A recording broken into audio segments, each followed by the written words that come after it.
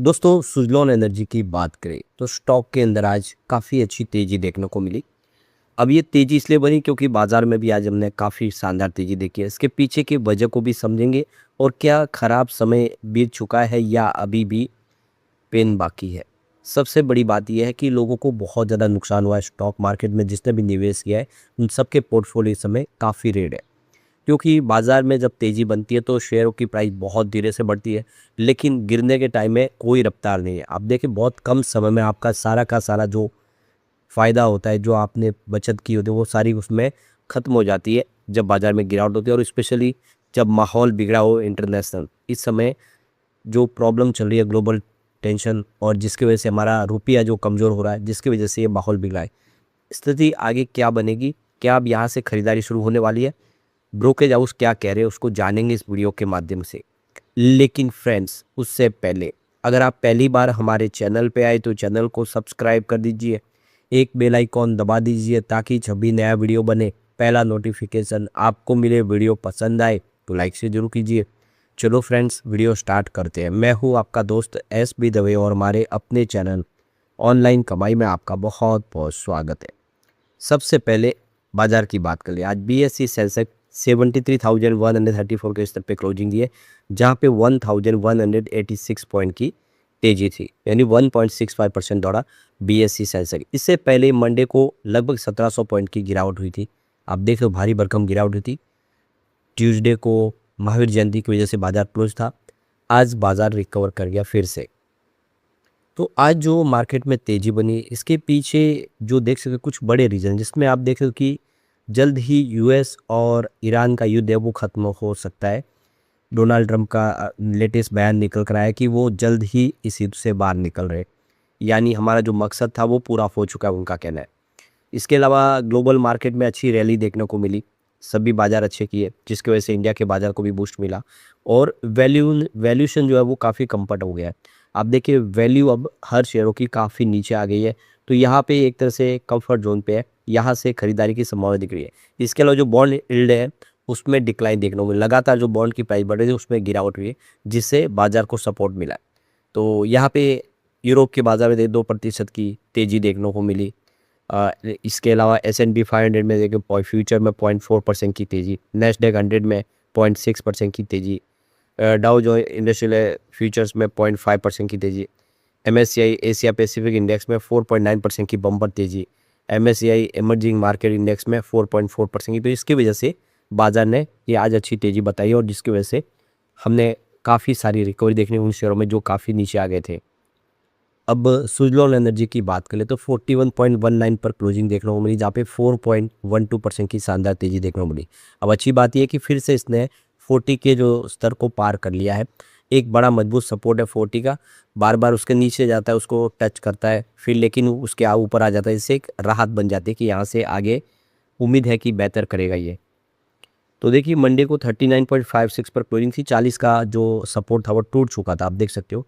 आज जो इसने प्राप्त किया, क्योंकि सुबह 41.39 पर पॉजिटिव शुरुआत हुई।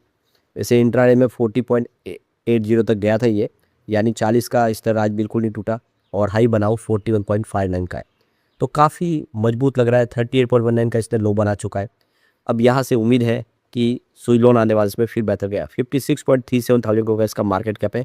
इस समय इसका मार्केट कैप भले ही कम हो, लेकिन एक समय ये 1 लाख करोड़ के मार्केट कैप को क्रॉस कर गया था। एक मजबूत कंपनी थी रिन्यूएबल सेक्टर की, और अब सुजलॉन का 2.0 शुरू हो चुका है। इसका मतलब ये है कि सुजलॉन अब पूरी तरह से रिन्यूएबल सेक्टर की एक मजबूत कंपनी बन चुकी है, जो आने वाले इसमें सोलर प्रोजेक्ट भी करेगी और हाइब्रिड प्रोजेक्ट भी करेंगे, सोलर रिन्यूएबल के कॉम्बिनेशन वाले, और बैटरी एनर्जी स्टोरेज प्रोजेक्ट भी करेगी। और इसीलिए इन्होंने एक बड़ी टीम तैयार कर ली है। और आप समझ सकते हो कि आने वाले इसमें कंपनी नए फैक्ट्रियाँ भी शुरू करने जा रही है कि जो AI से लैस होगी। तो आने वाला जो समय सुजलॉन के लिए बेहतर होगा। ये बाजार में जो गिरावट का माहौल था, जिसकी वजह से अच्छे स्टॉक भी नीचे आए, जिसमें रिलायंस, TCS, इन्फो जैसे शेयर नहीं बच पाए, तो सुजलॉन कैसे बचेगा ये आपको समझना चाहिए। तो यहाँ पे जो बड़ी अपडेट निकल के आ रही है, सेंट्रम ब्रोकिंग ने सुजलॉन, वारी एनर्जी जैसे डोमेस्टिक ब्रोकरेज हाउस की तरफ से इन शेयरों को कवरेज शुरू कर दी गई है। रिन्यूएबल सेक्टर की जो डिमांड है उसको लेकर उनको लगता है कि आने वाले इसमें ये शेयर अच्छा कर सकते हैं। तो ये domestic brokerage form Centrum broking ने रिन्यूएबल सेक्टर के ऊपर कवरेज शुरू कर दिया है। उनका कहना है कि आने वाले समय जो इंडिया की पावर डिमांड है वो काफ़ी ज़बरदस्त बढ़ेगी और ऐसे में जो इलेक्ट्रिसिटी की जो कंजम्पशन है वो 6% CAGR के हिसाब से बढ़ेगा नेक्स्ट डिकेड में और उसको पूरा करने के लिए रिन्यूएबल सेक्टर की आवश्यकता होगी। इस समय जो इलेक्ट्रिफिकेशन आप देख सकते हो बहुत तेज़ी से हो रहा है और कूलिंग डिमांड बढ़ रही है। अब मैं इस समय आप देखें गर्मी का सीन है, इस पे भी डिमांड काफ़ी बढ़ती है। तो ऊर्जा की आवश्यकता पूरा करने के लिए रिन्यूएबल सेक्टर ही एक सही ज़रिया है और सरकार उसको सपोर्ट भी कर रही है। इसी वजह से ये आने वाले समय सेक्टर की जो संबंधित कंपनियाँ उनको फ़ायदा होगा। तो यहाँ पे देखिए per capita energy consumption India का देखें तो करंटली 1500 किलोवाट है और ये आने वाले समय 2030 तक 1800 किलोवाट तक पहुँच जाएगा। तो इससे आप देखें तो जो ग्लोबल एवरेज भी देखें तो 3600 किलोवाट के आसपास पीक डिमांड ऑलरेडी क्रॉस कर चुकी है 250 गीगावाट की और आने वाले 2030 तक जो पीक डिमांड होगी वो 320 गीगावाट तक पहुंच जाएगी, ऐसा लगता है ब्रोकरेज हाउस का। तो सेंट्रम ब्रोकिंग का कहना है कि आने वाले इसमें जो ट्रांसमिशन से लेके जो पावर जनरेशन और स्टोरेज के ऊपर काफ़ी सारा काम होने वाला है और इस सेक्टर से संबंधित कंपनियों को बड़ा बेनिफिट होने वाला है। तो सेंट्रम ब्रोकिंग का कहना है कि आने वाले समय सोलर और विंड पावर काफ़ी बड़ा रोल प्ले करेंगे। तो 2030 तक अगर देखें तो सरकार ने जो गोल सेट किया 500 गीगावाट की कैपेसिटी प्राप्त करनी है रिन्यूएबल सेक्टर के माध्यम से।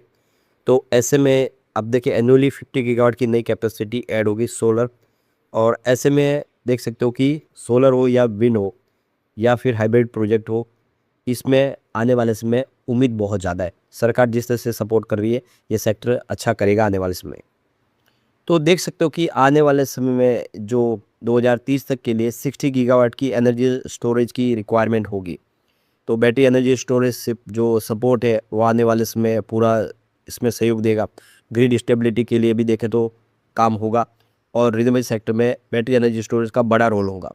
तो आप देखिए आने वाले समय इसकी कॉस्ट भी घटेगी। सरकार की तरफ से पॉलिसी सपोर्ट भी मिल रहा है, विजिबिलिटी गैप फंडिंग स्कीम शुरू की गई है और भी बहुत सारी बेनिफिट दी जा रही है जिससे आने वाले समय सेंट्रम ब्रोकिंग को लगता है कि इस सेक्टर से संबंधित कंपनियों को बहुत बेनिफिट होने वाला है। तो देखो कि सरकार की तरफ से PLI स्कीम डोमेस्टिक मैन्युफैक्चरिंग के लिए सपोर्ट दे रही है।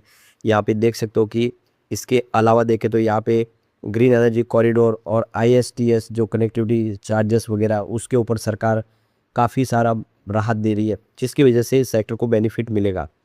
तो इसी को लेकर सेंट्रम ब्रोकिंग की तरफ से होल्ड की पोजीशन रखी गई है जिसमें पावर सेक्टर से संबंधित कंपनियाँ जिसे NTPC ग्रीन एनर्जी को वो कवरेज कर रहे, ASME सोलर होल्डिंग्स लिमिटेड, वारी एनर्जीज और सुजलॉन एनर्जी लिमिटेड की बाय की रेटिंग इन्होंने रखी हुई है। तो देख सकते हो कि सुजलॉन स्पेशली इनके राडार पे है और उनको लगता है कि सुजलॉन आने वाले उसमें काफ़ी अच्छा कर सकता है। सबसे बड़ी बात है कंपनी का रिजल्ट। आप देखिए बहुत बेहतर कंपनी रिजल्ट दे रही है। कंपनी का रेवेन्यू प्रॉफिट ज़बरदस्त बढ़ रहा है। 2021 में 3,345 करोड़ के आसपास जो इनका रेवेन्यू था वो 2025 में 10,889 करोड़ तक पहुंच गया। ज़बरदस्त जंप है। आप क्लियरली देख सकते हो कि दुगुना नहीं बल्कि 3 गुना बढ़ा है रेवेन्यू। तो हवा ही नहीं है, कंपनी का कामकाज बोल रहा है। ऐसे में उम्मीद है कि सुजलॉन फिर से अपनी पुरानी पोजीशन को हासिल कर लेगा। अगर हम नेट प्रॉफिट की बात करें तो 2021 में 100 करोड़ का कंपनी को प्रॉफिट था। 2022 में 166 करोड़ का लॉस हो गया था, लेकिन अब वो लॉस प्रॉफिट में बदल चुका और कंपनी का 2071 करोड़ का बम्पर प्रॉफिट हुआ है। यानी जहाँ पे कंपनी लॉस में थी 2022 में वो 25 तक 2000 करोड़ के प्रॉफिट तक पहुँच गई है। ऐसे में हम कह सकते हैं कि सुजलॉन आने वाले इसमें फिर अच्छा करेगा। चिंता की बात नहीं है, हर स्टॉक गिरता है, तेज़ी के दौर में बढ़ते हैं, लेकिन जब गिरावट का माहौल होता है बहुत तेज़ी से गिरते हैं। फिर समय अच्छा आएगा, रिकवरी होगी ज़रूर। लेकिन फ्रेंड्स कोई भी इन्वेस्टमेंट करने से पहले अपने फाइनेंशियल एडवाइजर से एडवाइस ले लें या अपना खुद का रिसर्च करें, क्योंकि मैंने वीडियो आपके एजुकेशनल पर्पज़ के लिए ही बनाया। वीडियो पसंद आए तो लाइक से जरूर कीजिए और चैनल को सब्सक्राइब कर दीजिए। Thank you friends.